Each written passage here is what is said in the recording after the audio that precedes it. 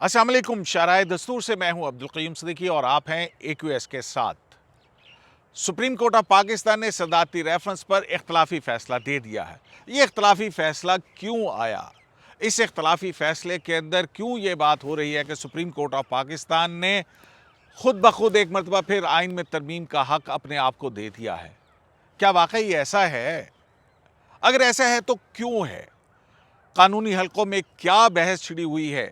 ज़ेरे लब क्या कुछ चल रहा है? उन सब पर बात करेंगे अपने मेहमान जनाब नासिर इकबाल और हसनात मलिक के साथ।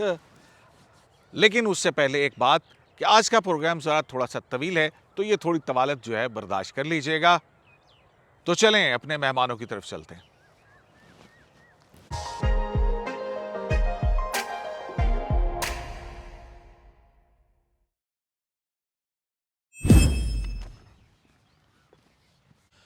अस्सलाम वालेकुम। शाराए दस्तूर से मैं हूं अब्दुल क़य्यूम सिद्दीकी और आप हैं AQS के साथ। सुप्रीम कोर्ट की अदालती तारीख में पिछले एक महीने के दौरान जो होने वाले वाक़यात हैं, यानी 20 मार्च से शुरू होकर जो है फिर 17 मई तक बहुत सारे वाक़यात हुए हैं। सुप्रीम कोर्ट की दो बड़ी अहम जजमेंट्स आई हैं। बहुत कुछ हुआ है इसमें। जहाँ सियासी तौर पर भूचाल आया हुआ था, वहीं अदालती महाज पर भी बहुत ज़्यादा गर्मा गर्मी थी। दो फैसले आए इस दौरान में जो बड़े इंपॉर्टेंट हैं। एक स्पीकर रूलिंग का फैसला, जिसमें 95 के प्रोसेस को मुकम्मल करने के हवाले से उसको गैर आइनी करार दिया गया सुप्रीम कोर्ट के 5 रुकनी फाजिल बेंच ने। और उसी 5 रुकनी बेंच ने, जो कि justice Umar Ata Bandial chief justice Pakistan की सरबराही में था, जिसमें जस्टिस एजाजुल एहसन, जस्टिस मोहम्मद मज़हर आलम मियां खेल, जस्टिस मुनीब अख्तर और जस्टिस जमाल खान मंदोखेल शामिल हैं। इस बेंच ने दो बड़े फैसले दिए। जैसे मैंने पहले कहा कि स्पीकर रूलिंग का, और फिर उसके बाद एक सदारती रेफरेंस था, और वो सदारती रेफरेंस जो था वो पिछली हुकूमत ने दायर किया था। उसकी भी जो है वो गुज़िश्ता रोज़ सुप्रीम कोर्ट ऑफ पाकिस्तान ने अपनी राय दी, और वो 2-3 की जो है तकसीम से आई, इख्तलाफी राय आई। 3 जज साहबान ने कहा कि जनाब, जो नाअहली की मुद्दत है इसका तयन पार्लियामेंट पे छोड़ दिया। जबकि एक बड़ी अहम बात की, और वो ये थी कि जो डिफेक्टेड वोट है वो काउंट नहीं होगा। मुख्तलिफ जो है वो इस मामले के ऊपर तशरीहात की जा रही हैं। सोशल मीडिया के ऊपर भी इस पर बहुत बात हो रही है। एक तरफ जो है वो सुप्रीम कोर्ट के इस फैसले को सराहा जा रहा है, दूसरी तरफ कानूनी माहिरीन और सोशल मीडिया के ऊपर और मेन स्ट्रीम मीडिया के ऊपर इस जजमेंट के हवाले से एतराज़ात भी उठा रहे हैं। और ये दोनों सूरतें नज़र भी आती हैं कि 3 जज साहिबान का जो फ़ैसला है, उस फैसले के हवाले से सुप्रीम कोर्ट ही के 2 जज साहिबान हैं, वो ये कहते हैं कि जो कुछ सदारती रेफरेंस में पूछा गया था, अगर हम उसका जवाब हाँ में देते हैं तो वो कॉन्स्टिट्यूशन को रीराइट करने के मुतरादिफ होगा। जबकि 3 जज साहिबान जो हैं उन्होंने इससे इत्तफाक नहीं किया है और उन्होंने अपनी राय दी है। एक सवाल क्योंकि इब्हाम से मुतल्लिक था, उन्होंने कहा कि बहुत जनरलाइज्ड है, इसका हम जवाब नहीं देते, इसको वापस करते हैं। 3 सवालात के जवाब दे दिए। 3 सवालात के जवाब ये दे दिए कि जो MNA का वोट है वो दरअसल सियासी जमात का वोट है, और फिर अगर उसको डिफेक्शन होगी की सूरत में वो पार्टी पॉलिसी के ख़िलाफ़ या पार्लियामेंट्री पार्टी के ख़िलाफ़ जाएगा तो वो वोट काउंट नहीं होगा। इस सारे अरसे में बहुत कुछ होता रहा है। हम ये देखते हैं कि अगर पीछे जाएं तो 19 मार्च को जो है वो सुप्रीम कोर्ट में सुप्रीम कोर्ट बार की पिटीशन सिंध वाक़या के बाद, सिंध हाउस के वाक़ये के बाद मुकर्रर होती है, जो कि मंडे को मुकर्रर थी, लेकिन 2 दिन पहले मुकर्रर हो जाती है। उसी दिन खालिद जावेद अटॉर्नी जनरल पाकिस्तान उसमें पेश होते हैं, और उसी पिटीशन के अंदर वहाँ पर अदालत उनसे सवाल करती है कि आप कुछ सदारती रेफरेंस लेके आ रहे हैं। Justice chief justice Pakistan justice Umar Ata Bandial, उस वक्त 2 रुकनी बेंच था, तो वो कहते हैं जी मैं मंडे तक दाखिल कर दूंगा, और सुप्रीम कोर्ट बार की पिटीशन और उसको आपस में मिलाकर वो रेफरेंस जो कि अभी आया नहीं था उसको फिक्स कर दिया गया। इस वाक़े के बाद जो है फिर हम देखते हैं कि सुप्रीम कोर्ट के एक जज जस्टिस काजी फ़ाइज़ ईसा की तरफ से ख़त लिखा जाता है, और उस पे कहा जाता है कि ये एक इंतहाई गैर मामूली सूरत हाल है कि एक चीज़ सुप्रीम कोर्ट में आई नहीं और वो समाअत के लिए फ़िक्स हो गई, और दूसरी ये कि सुप्रीम कोर्ट कैसे 2 जुरिस्डिक्शंस के अंदर बैठ के बेंच जो है वो समाअत कर सकता है। बहरहाल उसका लार्जर बेंच बना। लार्जर बेंच बनने के बाद जब कौमी असम्बली का मामला था तो 7 अप्रैल को सुप्रीम कोर्ट ऑफ पाकिस्तान ने एक ऑर्डर दिया, उसके अंदर कहा कि जो वोट है वो कास्ट होगा और ना किसी रुकन कौमी असम्बली को रोका जा सकेगा, उसको वोट डालना होगा। और मुझे याद पड़ता है कि चीफ जस्टिस पाकिस्तान ने भी ये रिमार्क्स दिए थे कि कैसे किसी वोट को शुमार नहीं किया जा सकता है। 5 रुकनी बेंच का वो फैसला आया। बहरहाल फिर उसके बाद स्पीकर रूलिंग वाला मामला चला, स्पीकर रूलिंग कलअदम करार दी गई और फिर दोबारा सदारती रेफरेंस की समाअत हुई। 16 समाअतें हुई और मजबूरी तौर पर अगर नासिर साहब हम देखें कि 3 घंटे या 2 घंटे की अगर एक समाअत लगाई जाए तो तकरीबन 2 घंटे से ज़्यादा की होती है। हाँ, तकरीबन 50 घंटे के करीब जो है वो लगी।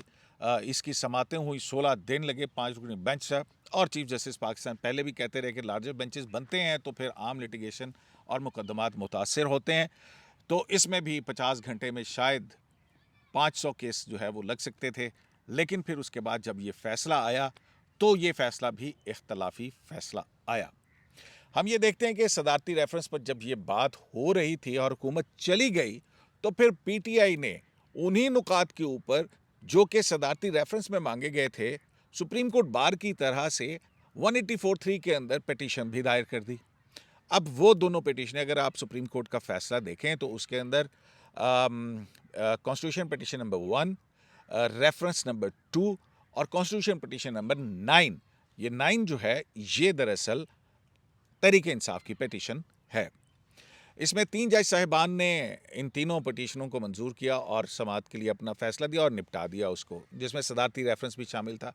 2 जज साहिबान ने सफारती रेफरेंस और तहरीक इंसाफ की यह आइनी दरख्वास्त मुस्तरद कर दी, मतलब प्रेसिडेंट की वापस कर दी, प्रेसिडेंट का वापस कर दिया और जो है वो 184(3) के तहत तहरीक इंसाफ की दरख्वास्त जो थी वो मुस्तरद कर दी, डिसमिस कर दी। जाहिर है नेगेटिव में वही सवाल वहाँ थे, वही सवाल वहाँ थे, वो।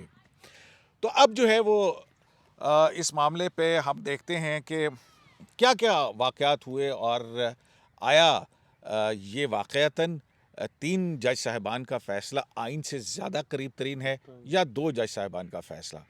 तो नासिर साहब अगर मैं आपसे पूछूं, सारी समातें आपने देखी, बहुत सारे वाक़यात हुए, हमने देखा कि बज़ाहिर तो बाबर अवान साहब को डांट पड़ी लेकिन फ़ैसला उनके हक़ के अंदर आया।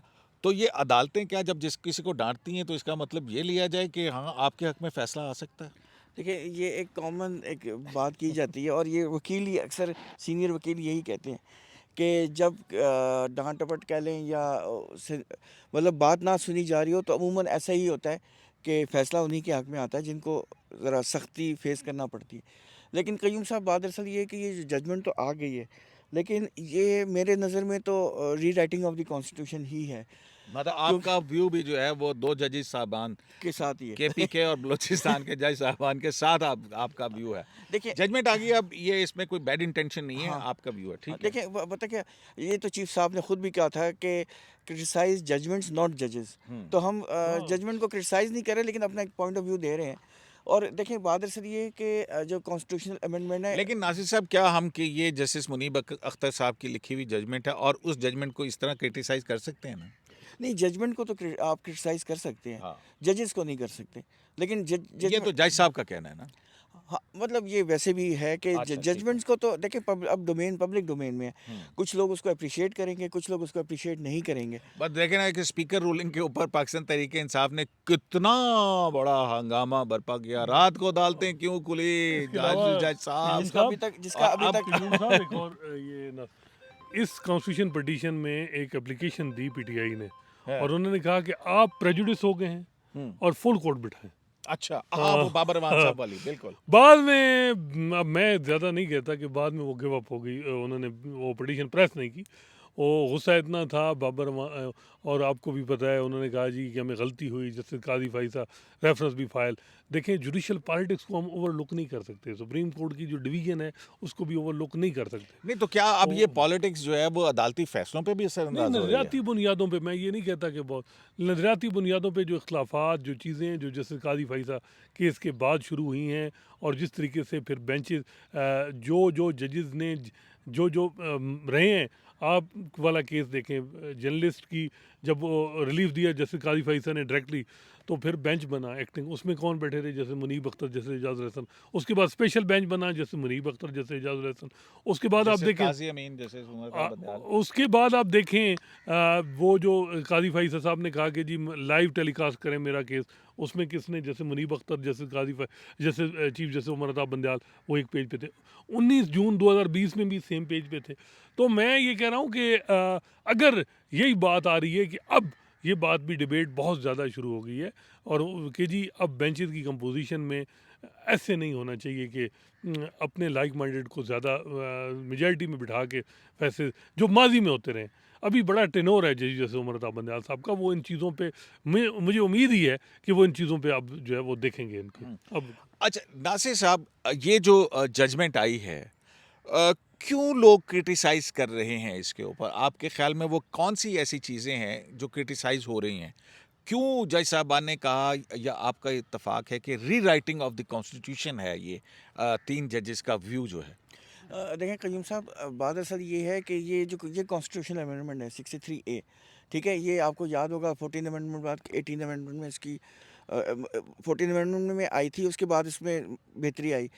तो ये पार्लियामेंट मिल के करती है 2/3 मेजॉरिटी से। तो जो 2/3 मेजॉरिटी का मतलब होता है कि wisdom of the people of this country, क्योंकि वो लोगों के पॉलिटिकल सॉवरेंस जो हाँ हैं। पॉलिटिकल सॉवरेन है ना, क्योंकि लोगों की रिप्रेजेंटेटिव है। और दूसरी बात ये कि जो एक वोटर है ना, वो एक ऑर्डिनरी आदमी नहीं है।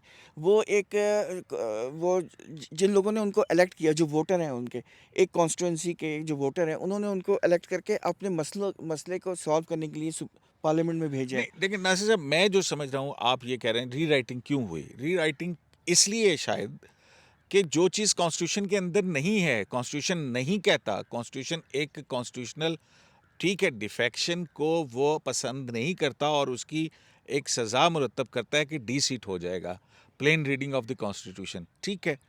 लेकिन उसमें उस वोट को कह देना सुप्रीम कोर्ट का कि ये वोट जो है वो नहीं शुमार ही देखिए, नहीं मैं होगा। आपने मुझे रोक दिया, मैं उसी साइड पे आ रहा था कि जब आप वोटर को एक अहम एलिमेंट है, वो जब किसी को इलेक्ट करके भेजते हैं, तो वो एक जस्ट लाइक डैट एक आम ऑर्डिनरी आदमी को नहीं भेजते। और वो जो वोटर है जिसको वो इलेक्ट करके भेज रहा है, उसके वोट पे एक प्राइम मिनिस्टर या पॉलिटिकल पार्टी का हेड इलेक्ट होता है, ठीक है। जो हमने आर्गुमेंट सुने उसमें यही है। देखिए, पार्लियामेंट ने एक लॉ बना दिया, एक आर्टिकल 63A बना दिया, उसमें उन्होंने 4 चीज़ें कर दी कि ठीक है, हम नो कॉन्फिडेंस मोशन या कॉन्फिडेंस मोशन में या बजट में या कॉन्स्टिट्यूशनल अमेंडमेंट में जो पार्टी की लाइन है उससे आप इनहराफ नहीं कर सकते, बिल्कुल ठीक है। लेकिन उसमें उन्होंने एक कह दिया कि अगर वो करेगा तो डी सीट हो जाएगा, बस। इससे आगे उन्होंने कुछ नहीं कहा। जब उन्होंने कुछ नहीं कहा, तो फिर आपने जजमेंट में ये लिख दिया है कि आर्टिकल 17 दरअसल अगर उसको मिला के पढ़ें तो ये एक fundamental right of the political party का जिक्र करती है। और जब ये पॉलिटिकल पार्टी के फंडामेंटल राइट का जिक्र होगा, तो मेंबर का फंडामेंटल राइट का नहीं, ये पॉलिटिकल पार्टी के फंडामेंटल राइट को वो लागू होगी, करेगा। वो करेगी। तो हम उसको एक वोटर यानी कि एक मेंबर के फ़ायदे के लिए नहीं, हम पॉलिटिकल पार्टी के फंडामेंटल के फ़ायदे के लिए देखेंगे। क्यों? क्योंकि पार्लियामेंटी निज़ाम। पार्लियामेंट्री ये डेमोक्रेसी को अदरवाइज़ वो डिरेल हो जाएगी, और ये कैंसर है, और ये इस तरह की उन्होंने बातें की हैं, और ये बेड रॉक है, और अगर आप उसको हिला देंगे तो डेमोक्रेसी गिर जाएगी, डिरेल हो जाएगी, मतलब ये इस तरह की बातें हैं। लेकिन बात असल है कि जो पॉलिटिकल सॉवरेन ने एक मेंबर को भेजा है, उन्होंने कोई चीज़ जब बना दी है तो वो भी सोच समझ के बनाई है, जस्ट लाइक डैट नहीं बनाई, ऐसे एवे नहीं बना दी। अच्छा, ये बड़ा गलत और कंसेप्ट है फिर नासिर साहब, एक और चीज़ भी है, ये इसी उसमें आई थी सामने कि 1973 का जो कॉन्स्टिट्यूशन था, अब मैं सुन रहा हूँ अजहर सिद्दीक एडवोकेट साहब को, वो कह रहे हैं कि सुप्रीम कोर्ट ऑफ पाकिस्तान ने जो ओरिजिनल आइन है उसको बहाल कर दिया है। 96 का ना नहीं, सुने वो ना, बहाल कर दिया। नहीं, सुने तो मेरी सही, छोटी मेरा सी बात लेट मी हाँ। Frame my question. छोटी सी बात, हाँ। बहाल बेशक कर दिया है, लेकिन विदाउट एनी अमेंडमेंट कर दिया है, क्योंकि 96 डिलीट हो चुका है। तो इसका मतलब यही हुआ ना कि कॉन्स्टिट्यूशन को अमेंड कर दिया सुप्रीम कोर्ट ने, यही कह रहा हूं ना मैं 3 यही कह जजेस रहा हूं पूरे कि पार्लियामेंट में वो पार्लियामान जो पॉलिटिकल सॉवरन है, उन्होंने पार्लियामेंट ने ये कॉन्स्टिट्यूशनल अमेंडमेंट्स करके इस नतीजे पर पहुंची जब वो ये अमेंडमेंट कर रही थी, उसके सामने ये था कि ये था, इसलिए उन्होंने उसके हट के जो है वो पहले पार्टी हेड को ये इख्तियार दिया, फिर पार्लियामेंट्री पार्टी को ये हेड को ये पार्लियामेंट्री पार्टी को इख्तियार दिया कि उसकी डिफेक्शन नहीं हो सकती, और फिर अब एक वो उन्होंने एक पॉलिटिकल विजडम के साथ किया। लेकिन अब ये कहना, तो ये इसका मतलब है जो चीज़ आइन के अंदर नहीं थी वो सुप्रीम कोर्ट ने डाल दी, तो इसलिए रीराइटिंग ऑफ द कॉन्स्टिट्यूशन कह रहे हैं दो फाजिल जज साहबान। बिल्कुल, मेरा ख़्याल है कि अगर वो पार्लियामेंट को ही रेफ़र कर देते, जिस तरह उन्होंने कहा कि जी डिस्क्वालिफ़िकेशन की मुद्दत है, पार्लियामेंट करे, तो यहाँ भी कर देते। अब ये मुझे समझ नहीं आ रही कि, और इसमें मार्च में हमने स्टोरी, नासिर साहब ने भी, मैंने भी, हेडलाइन थी हमारी कि चीफ जस्टिस साहब ने कहा कि जी किसी को वोट से रोकना उसको इंसल्ट है, किसी लॉ मेकर को भी, चाहे और डिफेक्टिव वोट काउंट ना हो। वोट। और फिर अटॉर्नी जनरल ने खालिद जवेद खान साहब ने भी कहा था, और उनकी कल वो रीमा उमर ने एक उनकी क्लिप शेयर किया उनका दुनिया न्यूज़ के साथ। उन्होंने कहा मैं अब कन्विंस हो रहा हूँ कि वोट का काउंट हो सकता है, कास्ट हो सकता है। दो और राय हैं। इसीलिए 7 अप्रैल की हाँ, वो फिर हाँ। कोर्ट में, क्योंकि और अटर्नी जनरल की ही उसको उन्होंने कोर्ट ऑर्डर का हिस्सा बनाया, और फिर उन्हीं की राय के वही, ऊपर अब कोर्ट देखें, 5 जब रुकन बेंच लोग का ये कहते थे ना ऑर्डर कि था। अजहर सिद्दीक साहब और अली जफर साहब जब हमें मिलते थे, वो कहते थे यही फैसला आएगा, तो मैं कहता था कि जी 2 जजेस मैं मान सकता हूँ कि चीफ जस्टिस जो जस्टिस मुनीब अख्तर है और जस्टिस एजाजुल हसन है, लेकिन चीफ जस्टिस उमर अता बंदयाल साहब ने ऑब्जर्वेशन दी हुई है, फिर वो आर्डर जो आज आपने शेयर किया है 7 अप्रैल का, उनको मिला के कैसे हो सकता है कि चीफ जस्टिस उमर अता बंदयाल भी जो है इस सोच के साथ कि जी वोट ही ना काउंट हो। अब बात यह है कि पोलिटिकली उसकी इम्प्लीकेशन जो सियासी उनके वो निकाल लेंगे, पंजाब हुकूमत में भी बच जाए, लेकिन जो ये ट्रेंड है कि जी एक पॉलिटिकल जज की एक पॉलिटिकल फ़िलासफ़ी है, अब वो आइन और कानून से हट के भी कोई इधर से आर्टिकल उठा के कोई इधर से वो एक अपना एक बना ले और इंटरप्रिटेशन कर दे, और फिर सुप्रीम तो कयूम साहब पार्लियामेंट ना हुआ, कॉन्स्टिट्यूशन भी वो है जो फिर एक जज का डिसीजन हो। अब वो जो आज आपका मैंने ट्वीट देखा कि वो कि जी वो किसी ने कहा कि जी आइन यार हाँ, क्या यार वो क्या था, मैं यार ये आइन जो है जिन्होंने लिखा है वो सिर्फ जैसे मुनीब अख्तरी को समझ आता है। वही मैं कह रहा हूँ। और अब देखें, ठीक है, जैसे मुनीब अख्तर साहब बड़ा ब्रेन है, बड़ी उनकी एक, उनको इसी वजह से चौथे नंबर पे सिंध हाई कोर्ट से यहाँ लाया गया, लेकिन फिर देखें, फिर मसला ये है कि जस्टिस मंसूर अली शाह भी होते हैं, जस्टिस काजी फैसल भी होते हैं, फिर फुल कोर्ट होता, फिर बात थी। अब ये तो मेरा ख्याल है कि सरप्राइजिंग था इनके लिए कि जैसे जमाल मंदोखेल और जैसे मदर अलमी खेल इतना स्ट्रांगली डिसेंट कर देंगे, कोई एक्सपेक्ट नहीं कर रहा था, कम से कम मैं क्योंकि पहली दफ़ा वो बेंच में आए थे जैसे जमाल मंदोखेल, तो हमें ये था कि वो जूनियर जजेज अमूमन थोड़ा ये होता है, लेकिन यही आज क़य्यूम साहब ये भी डिबेट भी हो रही है कि जो चीफ जस्टिस होता है हाई कोर्ट का, जब वो हाई प्रोफाइल केसेस में बैठता है तो वो उसका एक एक्सपीरियंस होता है, वो प्रेशर को बर्दाश्त करने का उसको तजर्बा होता है, वो पावर के साथ डील भी की होती है उसने, और उसके बड़े तो वो इन चीज़ों को लेकिन जो जूनियर जजेस जब आते हैं सुप्रीम कोर्ट में, तो वो कभी बैलेंसिंग एक्ट करते हैं, कभी सोशल मीडिया का प्रेशर होता है, कभी वो अपनी फ़िलासफ़ी होती है, तो अब ये ट्रेंड भी आ रहा है कि जैसे मंसूर अली शाह ने अभी स्पीच में अभी इंग्लैंड में उन्होंने कहा चीफ जस्टिस ऑफ पाकिस्तान वो होना चाहिए जो हाई कोर्ट का चीफ जस्टिस भी रहे। तो यहाँ अब देखें ना, और फिर साकिब निसार कोर्ट के लिए साहब, कंसीडर ही वो लोग गुलजार होने चाहिए। साहब, वो लोग हैं, जजेस हैं, चीफ जस्टिस, जिन्होंने हाई कोर्ट में चीफ जस्टिस नहीं रहे, और अपने टेनोर में किसी ने नस्ला टावर गिराया, किसी ने डैम बनाया, प्रायोरिटीज ही चेंज हो गई क़य्यूम साहब। और ये फिर अब मेरा तो ये कहना है कि आप सुप्रीम कोर्ट हर तरफ इज्तिमाइयत की बात कर रही है, decision making, collective decision making की बात कर रही है। मुस्तफ़ा इम्पैक्ट साकिब साहब की जजमेंट है कि जी कैबिनेट की डिसीजन के बाद फिर गवर्नमेंट की डिसीजन होगी। यहाँ भी आप कह रहे हैं पार्लिमानी पार्टी की डायरेक्शन को फॉलो किया जाए और पार्लिमानी पार्टी की मीटिंग हो और कलेक्टिव डिसीजन, लेकिन सुप्रीम कोर्ट में क्या ये असूल लागू हो रहा है? क्या सुप्रीम कोर्ट में कलेक्टिव डिसीजन हो रहे नासिर हैं, साहब, या बड़ा हर चीफ जस्टिस माजी में आता है और फिर अगला चीफ जस्टिस वो अपनी उसकी लेगेसी को फॉलो ही नहीं अपनी करता? पॉलिटिकल थ्योरीज, मतलब 2-3 सवाल डैम इन्होंने बना रहा है, असरात में कोई उठा दिए नस्ला हैं टावर गिरा रहा है। कि ये क्या, मैं बीइंग हो सकता है ये सुप्रीम कोर्ट के जज साहबान ने जो बात की है या जो उनकी सोच है कि पॉलिटिकल पार्टीज़ को, पार्लियामानी जमहूरियत को वो करने के लिए, सारा कुछ करने के बहुत आइडियल हो, लेकिन देखना तो उसने ये है ना कि लॉ के तहत और आइन के तहत क्या मैं ये कर सकता हूँ। जज की अपनी ख्वाहिश जो है वो आइन और कानून से बाहर निकल के तो नहीं हो अच्छा। सकती। या देखें, उसकी मंशा के मुताबिक तो नहीं होगी। कयूम साहब, किसी ने आज एक बड़ी ज़बरदस्त ट्वीट की। उन्होंने कहा कि पैनामा का केस हो या जेके जहांगीर तरीन साहब का केस हो या सुप्रीम कोर्ट ना बैलेंसिंग एक्ट की एक्सपर्ट हो गई है।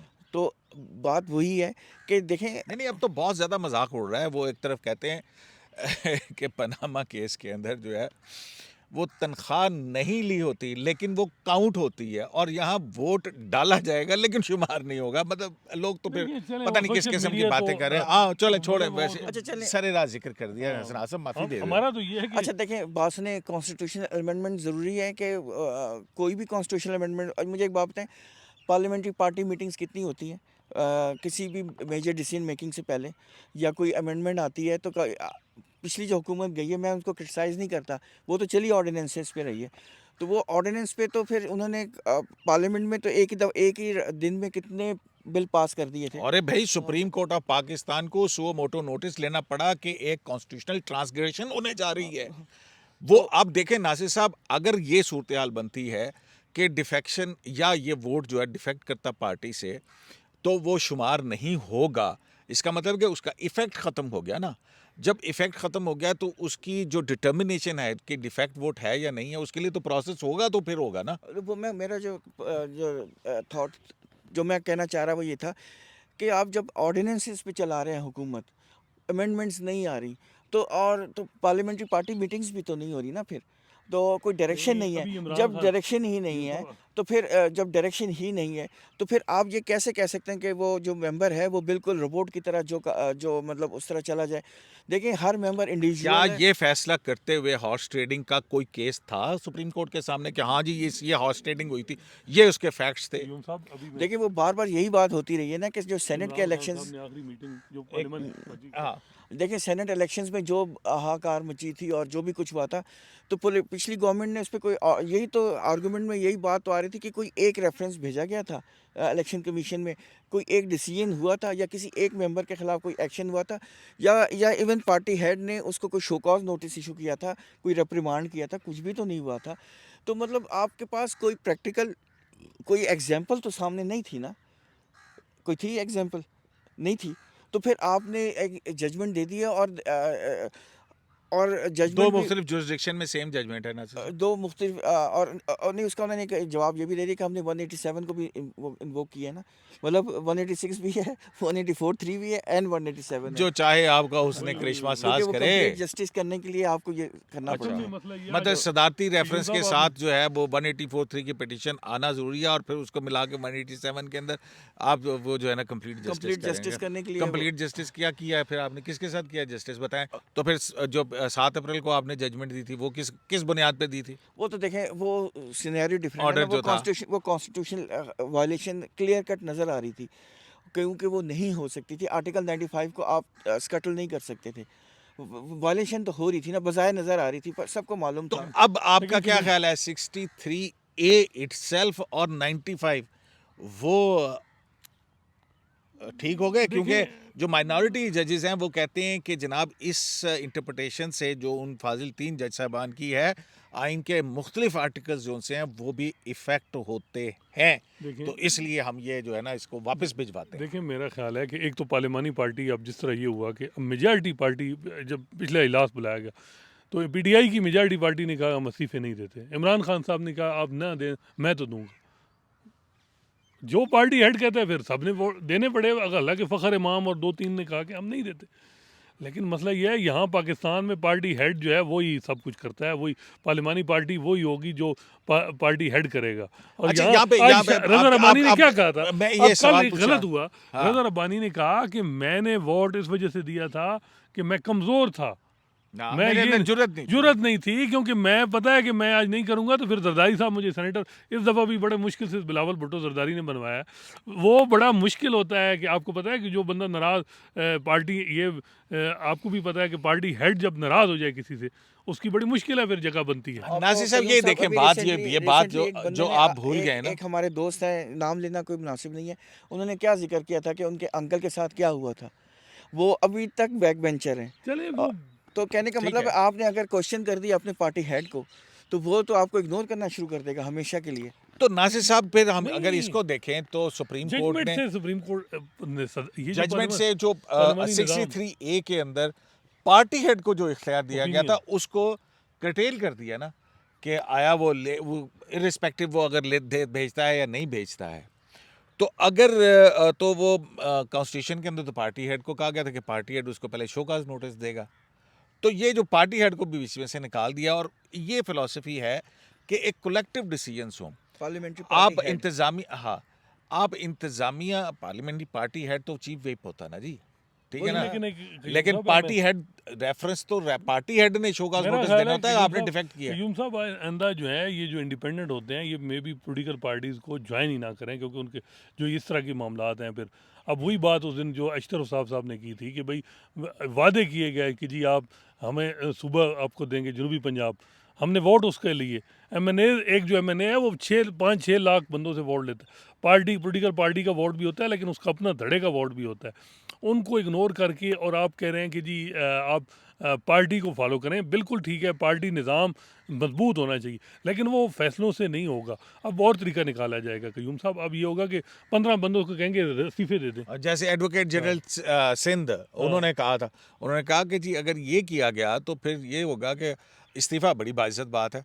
वो आप कहें 10 लोगों को कि वो आप खरीद इस्तीफा के दे उनसे दें इस्तीफा दिलवा रहे लेकिन तो हैं। एक इफेक्ट बात और वही एक बात आएगा। देखें, जजमेंट में एक बात ये है कि डेमोक्रेसी बहुत तो इंपॉर्टेंट क्या चीज़ है। इस फैसले से ये रास्ता एक और करप्शन का खुल गया? देखें, करप्शन का रास्ता कभी बंद नहीं होता, वो कोई ना कोई खुल ही जाएगा। अच्छा। और ये भी आपकी गलत फहमी है कि सब कुछ रुक गया, कुछ भी नहीं रुकता। उसके लिए हमारी कौम भी बड़ी इंटेलिजेंट है और बहुत ज़्यादा तरीके होते हैं, वो आ जाए, वो कोई और तरीके से आ इस्तीफे दे जाएंगे, देंगे। कुछ भी हो जाएगा। दूसरी बात है कि जजमेंट में एम्फेसिस है कि डेमोक्रेसी के लिए बड़ी ज़रूरी है, डिरेल ना हो, ये हो वो। तो पार्टी में भी तो डिसिप्लिन कायम करें ना, उसमें भी तो डेमोक्रेसी होनी चाहिए। मुझे एक बात बताएं, जिस तरह इन्होंने जिक्र किया कि मैं तो इस्तीफा दूंगा, बाकियों ने कहा हम नहीं दे रहे, तो आपने तो मेजॉरिटी से डिसीजन ही नहीं लिया। एक नहीं लिया माइनॉरिटी डिसीजन पे आपने फरमान आ जाता है। देखें, वो पार्टी हेड का ऑर्डर है।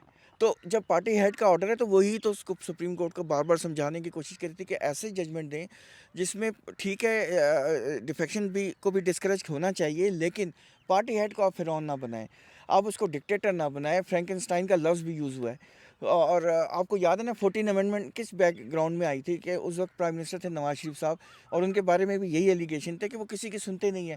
उनका एक कोटेरी था, अंग्रेज़ी का लफ्ज़ है, एक क्लोज मतलब किचन कैबिनेट थी, वो जो डिसीजन उसमें होता था 3-4 लोग थे, और उसमें वो मज़े की बात है कि उसमें से 1-2 लोग ऐसे हैं जो आजकल दूसरे के साइड में हैं। तो जो डिसीजन उसमें होता था। अच्छा नासिर साहब नहीं मुझे एक लेकिन बात मैं बताएं, मैं ये कहता हूँ मुझे कि एक बात याद आ मैं गई भी है यार। जस्टिस मुनीब अख्तर साहब की यार इंटेंशन मैं भी प्योर आया थी। जनाब, मैं प्रोग्राम से मैं भी आया। अच्छा। मुझे एक बात बताएं यार, नासिर साहब मुझे एक बात नहीं हजम हो रही अभी तक। यार अगर एक लॉयर और एक बहुत सीनियर लॉयर मखदूम अली खान साहब, वो सुप्रीम कोर्ट से रुखसत लेके जनरल जजमेंट पे हाँ। उनकी मर्जी से गए हैं, तो जब उनकी मर्जी से आपने उनको जनरल जजमेंट 17 दिया है तारीख तक तो उसकी वापसी के पर आए बगैर उससे पहले आपने क्यों सारा कुछ एकदम से अचानक से सब कुछ जल्दी ठक कर ठक ठक ठक ठक समेट क्यों दिया? उनसे रिटर्न सबमिशंस भी ले ली थी कोर्ट ने, उनसे कहा था नहीं लेकिन इतनी जल्दी क्या थी जहाँ पे इतना ज्यादा था? एक्चुअली वही मैं आपको बताने की तो कोशिश फिर कर रहा हूँ एकदम से क्या जल्दी आई? आप मेरी बात नहीं सुनते ना मानते। आप मैं आपको आप जरा मुख्तसर बात करें तो मैं सुनूं। देखिए, मुख्तसर बात यह है कि कोर्ट असर ले रही है जो आसपास कुछ हो रहा है। एलिगेशंस तो लग है रही हैं कि एलिगेशंस ले रही हैं कि जी जजमेंट अभी तक नहीं आई, लेट हो रहा है, डिले है। ये सारी तो बातें कह चल रहे रही हैं, सोशल रात को मीडिया में कोर्ट खुल गया और सोशल मीडिया में वो हाहाकार मच रही है।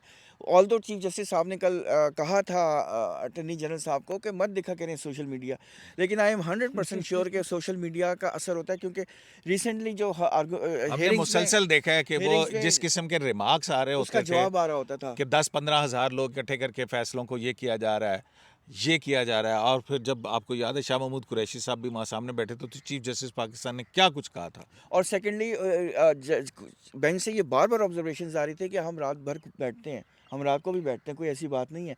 कोर्ट का काम अब चुप 24 हो घंटे गई का है, होता खामोशी हो है। गई, तो वैसे कहने का ठीक ये नहीं हो। मकसद है कि आप असर नहीं ले रहे, आप असर ले रहे हैं कोर्ट।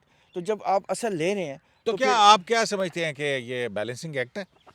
अब वैसे सोशल मीडिया में यही नहीं चल रहा है। मेरे ख्याल में सर ये है कि जो जस्टिस मुनीब अख्तर थे वो कंसिस्टेंट थे, उनकी एक माइंड में चीज़ थी, वो पॉलिटिकल फिलासफी कहें या जो भी उनका कॉन्स्टिट्यूशन में देखने का एक अपना तरीकाकार है। अच्छा, वो आप रीड इन आप या जो ये भी कह रहे हैं कि जस्टिस मुनीब अख्तर ने ओवरकम किया है जस्टिस इजाजुल हसन और चीफ जस्टिस बिल्कुल पाकिस्तान को। किया है, इसमें कोई शक नहीं है। और मुझे याद है जब ये केस शुरू हुआ था तो 1-2 वकील जो हैं वो रिज़र्वेशन थी कि हमें ये बेंच की कंपोज़िशन ऐसा है, बेहतर है कि मुनीब अख्तर साहब ने क्योंकि माइंड अपना पहले डिस्क्लोज़ कर दिया था।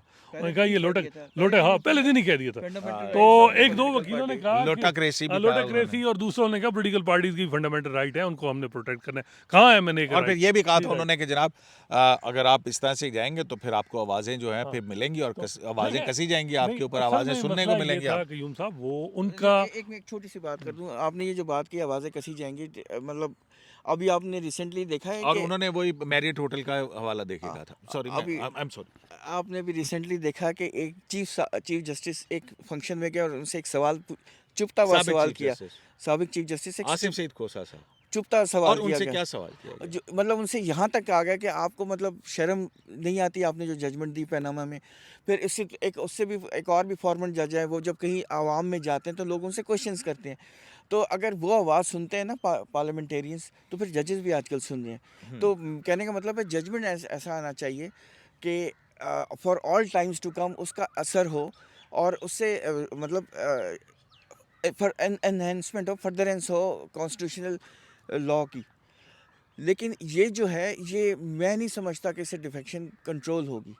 ठीक है। अच्छा नासिर साहब, हसरात साहब, मुझे ये एक बात नहीं बताएं। और इससे मुझे सुप्रीम कोर्ट याद ने है कि अपने पावर को बाबर अवान साहब ने कहा था कि जी आपने जिस तरह जफर अली शाह केस के अंदर 3 साल दिए। 3 साल दिए और फिर आमिर को आइन में तरमीम करने का इख्तियार दिया, उसी तरह से हम भी मांग रहे हैं आपसे कि आप जो है ना ये इस तरह की इंटरप्रिटेशन करें। देखिए देखिए तो उस पे चीफ जस्टिस ने उनको अच्छा खासा डांट दिया था। मैं उन्होंने कहा ये आप क्या कर रहे हैं और किस कयूम तरह की बात कर रहे हैं, लेकिन किया वही। कयूम साहब सिंस पनामा जो है ना सुप्रीम कोर्ट में ये तब्दीली आई है कि बेंच जब बनता है पता चल जाता है कि आधा फैसला पता चल जाता है कि क्या हो रहा है। इतनी क्लियर लोगों की माइंड सेट जजेस की जो है ना पता होते हैं कि किसने क्या जाना है। कौन सा सियासत जो है एंटी पॉलिटिशियन है जिसने सियासतदानों के हवाले से सख्त फैसले किए हैं, कौन सा कोई रिलीफ देगा, कौन सा बेल देगा, कौन सबको पता होता है। अब मेरे ख्याल में ये पहले से दिन ये है, मैं इनकी इंटेंशन पे डाउट नहीं करता जजेस की।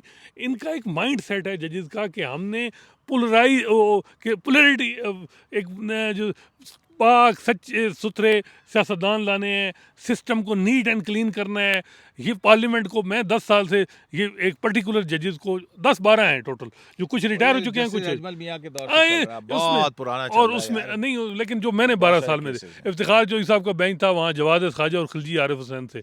उन्होंने साकिब निसार साहब ने भी 3-4 जजेस उन अपने साथ लगाए हुए थे जो उनके साथ वही Like-minded judges। Like mind. अब भी वही सिलसिले मैं कह रहा हूँ कि ये तब्दीली आनी है कि जो बेंचेस की कंपोजिशन वहाँ ऐसे हो कि पहले इतना प्रेडिक्ट किया जा सके कि ये फैसला आने वाला है। नहीं, कयूम साहब, नासिर एक साहब, बात बात बताएं, एक वहीं छोटी पे सी आ बात, गई कि क्या अगर मुस्तफा इम्पैक्ट केस के अंदर प्राइम मिनिस्टर एंड कैबिनेट, ठीक है, वो इसकी इंटरप्रिटेशन आती कि कलेक्टिव डिसीजन आए, यानी कि प्राइम मिनिस्टर की जो डिस्क्रिशन थी वो ख़त्म की गई ना, वो पूरे का पूरा उनको किया गया। इसी तरह से अब भी जो है पार्लियामेंट्री पार्टी की राय जो है उसको मुकद्दम कर दिया गया, उसके अंदर पार्टी हेड को फिर वो कर दिया गया। लेकिन दूसरी तरफ हम देखते हैं कि 2 मुसलसल ऐसे फैसले आए हैं कि जिसके अंदर इब्हाम पैदा हो रहा है। एक तो वही कोई चीफ जस्टिस की ज़ात के अंदर तमाम इख्तियारात मरकूज़ कर दिए 184(3) के तहत, मास्टर ऑफ जहाँ पे मास्टर ऑफ रोस्टर कह दिया और चीफ जस्टिस के तमाम इख्तियारात दे दिए, हालांकि 184(3) में सुप्रीम कोर्ट ऑफ पाकिस्तान का लफ्ज़ है, ठीक है। तो जजेस के अंदर ये चीफ जस्टिस की जो डिस्क्रिशन है, ये जो एडमिनिस्ट्रेटिव डिस्क्रिशन है कि जहाँ पे बेंचेस की तश्कील और मुकदमात की फिक्सेशन का फैसला एक कोलिजियम क्यों नहीं करता, तो वहाँ पे आप क्यों करते हैं? कयूम साहब, फुल और कोर्ट सारे मीटिंग फैसले हो रही है कुछ ऐसे से, तो मैंने तो 2 सुना साल हो कि गए हैं, मुझे तो नहीं। फुल कोर्ट मीटिंग नहीं हो रही, वो नहीं हो रही। आप ये ऐसी बात करें जैसे आप मरीख में रहते हैं। कयूम साहब, तो मैं कहना ये चाह रहा हूँ कि आप एक जब एक्सपेक्ट करें तो रोल मॉडल खुद भी बनना चाहिए।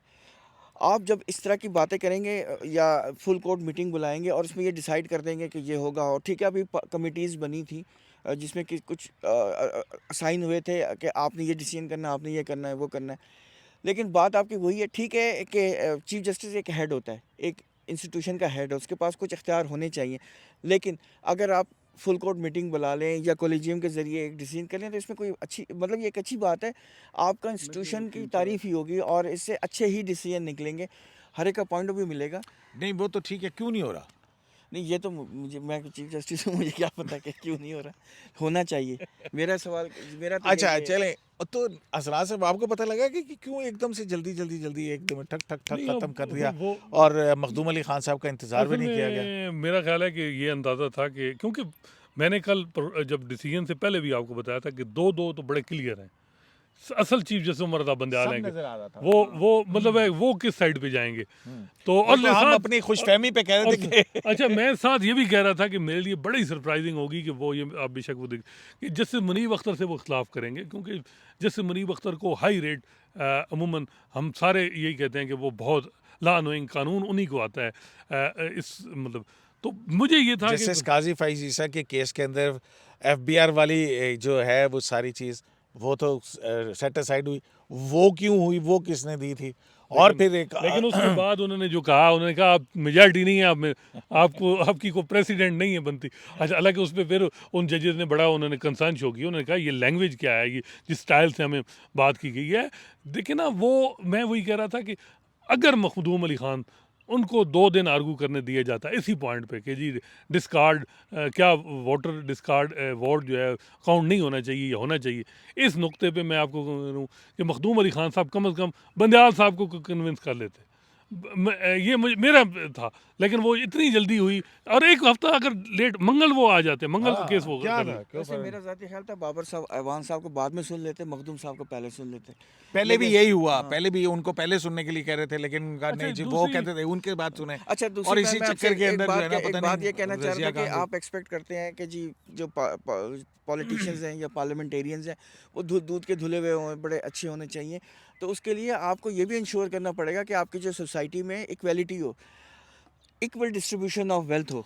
ये तो है और नहीं। नासिर साहब, आप मुझे इतने बड़े बड़े इक्वल डिस्ट्रीब्यूशन ऑफ वेल्थ और नहीं फलाना आप और एक्सपेक्ट टिमकाना, नहीं दूसरा किस कर पासे दूसरा लांडे हो, सियासत मुझे आप ये बताएं। सियासतदानों की आप कह रहे हैं, और नहीं, आप अपने हाउसिंग जो एम्प्लॉइज़ की है वहाँ 1 लाख रुपए की मेंबरशिप लेके प्लाट ले रहे हो, जो मतीउल्ला जान साहब ने वो खबर दी। फिर ये प्लाटों वाले केसेस की बात हो रही है जो वो अतर मिनरल साहब की है।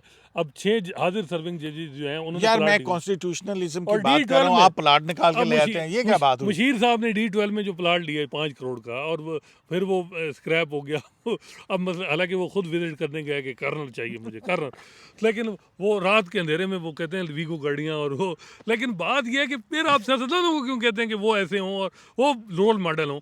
देखें वो इसी सोसाइटी से गुजरे हैं, मैं भी, और इसी सोसाइटी में ही वही मामलात हैं, और यहाँ जजेस में भी वही एलिगेशन बहुत से देखिए हैं। नासिर साहब, हम ये देखते हैं कि जो स्पीकर रूलिंग के ऊपर अज खुद नोटिस लिया गया ना, और अज खुद नोटिस लेने से पहले हमने देखा कि जो मुख्तलिफ जजेस से पहले मुशावरत की गई, याद है जब ये सारा सिलसिला चल रहा था, उसी की तो हमने तारीफ और की कि ऐसा होना उसकी चाहिए। और फिर उस एक बाहमी मुशावरत के बाद जो एक डिसीजन लिया गया, और फिर उसके बाद वो जो डिसीजन आया 5 रुकनी बेंच का, जिसमें स्पीकर रूलिंग को मुख्तसर करके कि ये अनकॉन्स्टिट्यूशनल है, ये नहीं कर सकते हैं, उसको रद्द कर दिया।